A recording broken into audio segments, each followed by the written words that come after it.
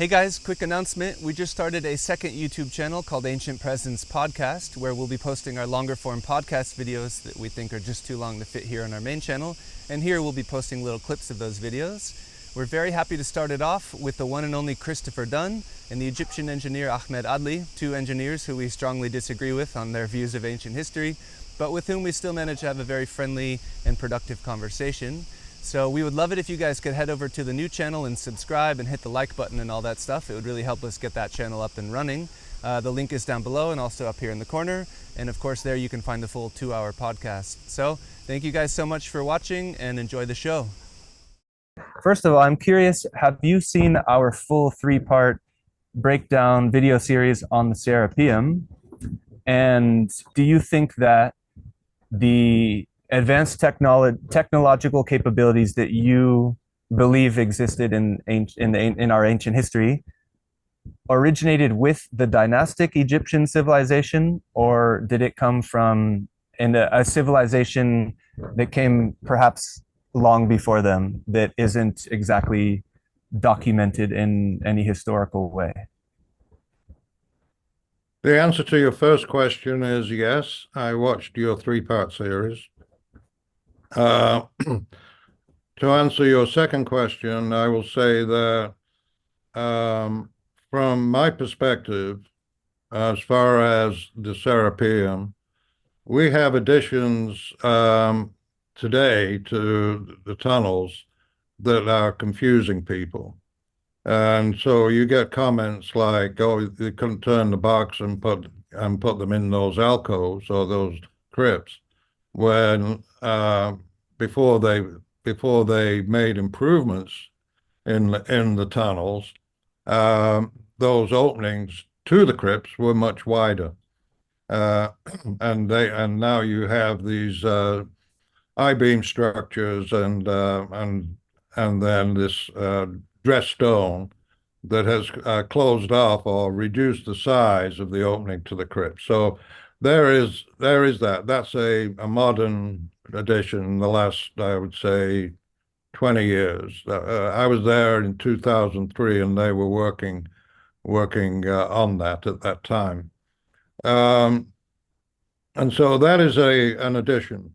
We can't credit these changes that have happened in the Serapeum. We can't credit that with the originators of the site.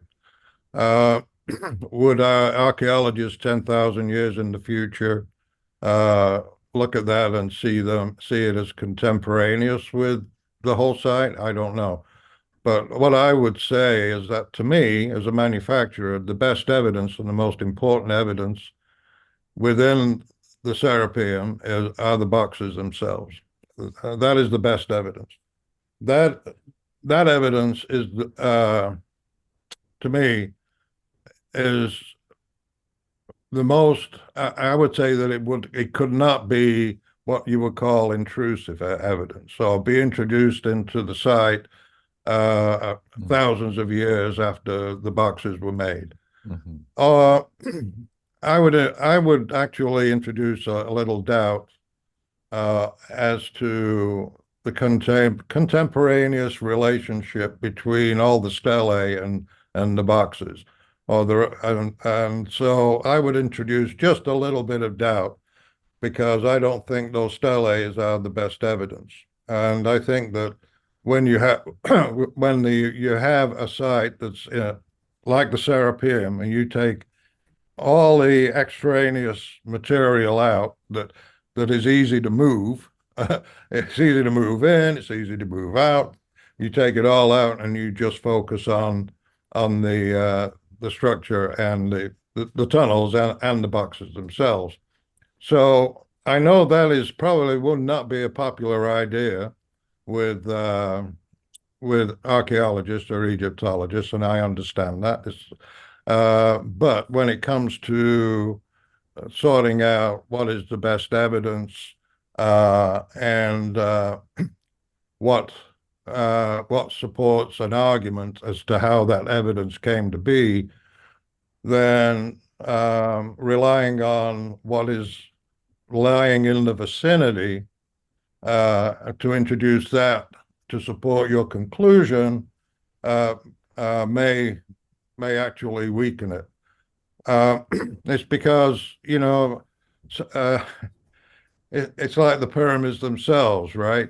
You have different, or any site around the world where you have different cultures who perform work and then they leave the area. Something happens, they leave.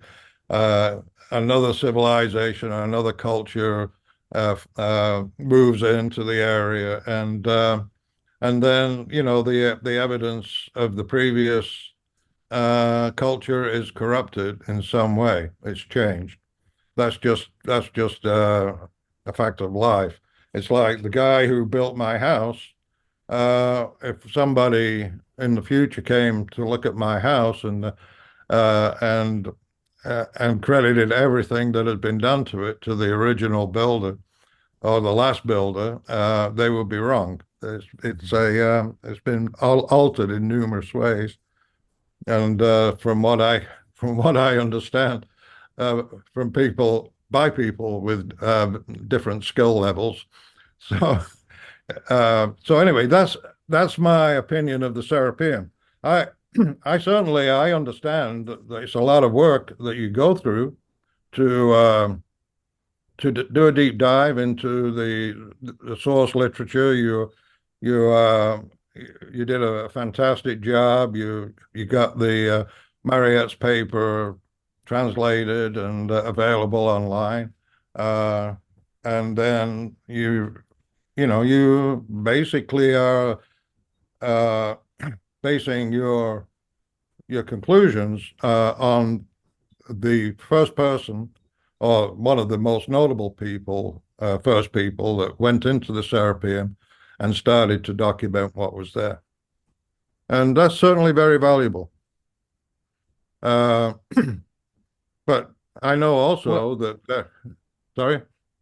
well, I wouldn't say that we're basing our opinions solely on that. I mean, there's been Okay, a no. continual analysis of his work, but you know, the stone stelae, for example, are just one way that those hieroglyphics were inscribed into something. There's also hieroglyphics inscribed onto the stone boxes themselves that literally say, "This is the first time that a stone sarcophagi has been dedicated for the Apis bull." Of that has been made in a costly stone like granite or granodiorite. Okay, So I'll let Ahmed address that particular Yeah. subject. and I can actually show a slide of that if we want to look at it. Yeah, But go sure. ahead, Feel Ahmed. free. Yeah, let's look at Yeah. it. Okay, but Ahmed, you can while I find the photo, you can go ahead. I mean, yeah, going to that, so I also go through a Marriott book. So I bring the book, since I don't know French, I send it to an person to translate it, and it costs me a portion. So before preparing it, I read Marriott book. And also, we translated many steles and boxes directly from hieroglyphs, because I noticed that some steles and some hieroglyphs was not accurately translated actually from different videos. For example, Okay. very specific word that causes a lot of confusion, the word er or eret. Which usually simply translated to made. He made a box. So when they said no, actually the accurate meaning is dedicate. It's sometimes used for made, but you should also address the other. So it is present, it is provide a gift, it is dedicate. So it doesn't necessarily and only doesn't mean a made, but it also provide other meanings. And yeah, you will find this in some and amazes on both boxes. You can continue as you're already sharing. Yeah. Yeah, this is I think this is from the work of Batiscombe Gun. This is the lid. You can't see the greatest view, but this is the lid from the box of Amesis.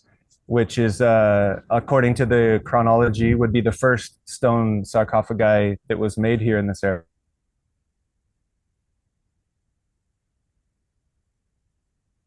Oh. It had not been made in a costly stone by any king at any time, that he may be the one who was given life forever. And as again, Batiscon so Gun, the word again. I'm sorry for interruption. But oh, sorry, again, the I think my word internet made is stopped. er. Yeah, so made would be dedicated, had not been Yeah, dedicated. exactly. So or presented or provided. So it is the same. And by the way, don't believe what I'm saying. You can by yourself go to dictionary like Vegas dictionary or like Gardner dictionary and search for the different meanings. You'll find that there are different meanings for the word. And yeah, this gives a view. And also the stela, because I noticed that the stela that you will, I know that there is a stela for Amasis, but when we refer back to these stelas and Salim Hassan, most of these stelas or many of these stelas were written not during Amasis time, but from Darius actually. So he like was recording that what was happened in the Serapeum, Darius by himself. That's why you may find that there are strange similarity in the text itself, as if it is a template. So if you compare, for example, Amasis with Kambis, or as you call it, Sambis, you'll find very close similarity in the text, as if it is just like certain template. That would be this box here, which let me get to there. That's the inscription on the box for Cambyses. Again, it says the same thing: a great coffin of granite. So now that's three different artifacts in the first two boxes that were, according to the official chronology, two of the first two boxes that were made. We have three separate inscriptions there. This one, let me go back. This one, so on this stele, and this one here, that are all explaining the same thing. That these are the first two boxes made out of costly stone for the Apis bull. But Ahmed, you're saying that because of the confusion around the translation of the word made, it's actually dedicated. So you're saying that somebody in the future generations kind of dedicated that stone that was already made. Of course. I think this is a possibility. So it is not necessarily like he invented from scratch. By the way, I'm not also, I just want add a couple of things. I know that dynastic Egyptian did fantastic things, right? But I'm talking specifically about this is not accurate concept to made, so it can be dedication. And it is very famous word in the hieroglyphs. Do you think that discrepancy among that translation of that word is enough to discredit the whole idea? I mean, because from my opinion, there's so much other evidence. This is just the first couple inscriptions. There's many other things that I think are, in my opinion, basically indisputable from my perspective. That's my opinion about it from how I've studied the evidence. But these are just a few inscriptions so far. When you look at the timeline, the chronology of all the different chambers which were built, which, by the way, if I go through all these different slides that I have available here, you can see a full timeline of which of these chambers were made in which time period by which king, and there were many different stelae and artifacts that support the chronology, like chamber by chamber, sarcophagus by sarcophagus, apis bull by apis bull, that are documented with many supporting inscriptions on different artifacts for hundreds and hundreds of years that document the entire chronology. So if there's a discrepancy among the translation of a word, say that it was made or dedicated to an apis bull, in my opinion, that's just a very small factor involved in a bigger body of evidence. And like I said, if I just push through here, we could even go through, if my computer will work. And like here, for example, this was the second staircase which was made. Do you guys know about this? I mean, you would have seen it in our third part of our Serapeum video series. What are your thoughts on that? I mean, the hallway here was blocked by the sarcophagus of Cambyses, which was intended for that chamber, and so that's why they had to make a secondary staircase. And here's the original staircase in yellow that would have come down here and enter into the older galleries down here.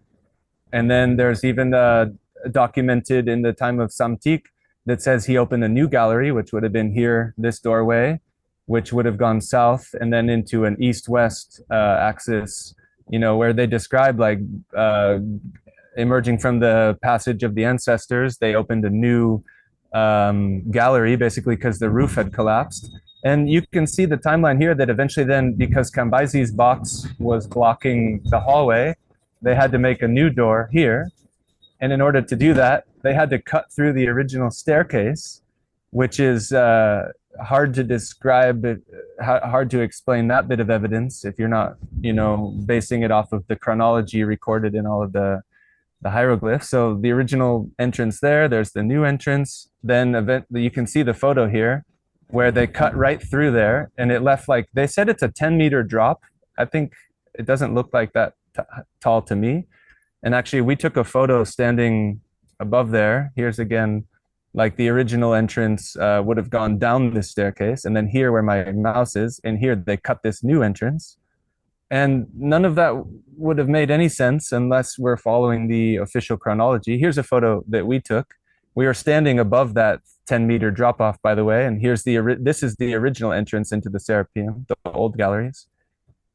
And yeah, here's another view of some of that stuff. Here's on the right here where the arrow is, this is the second doorway that was created.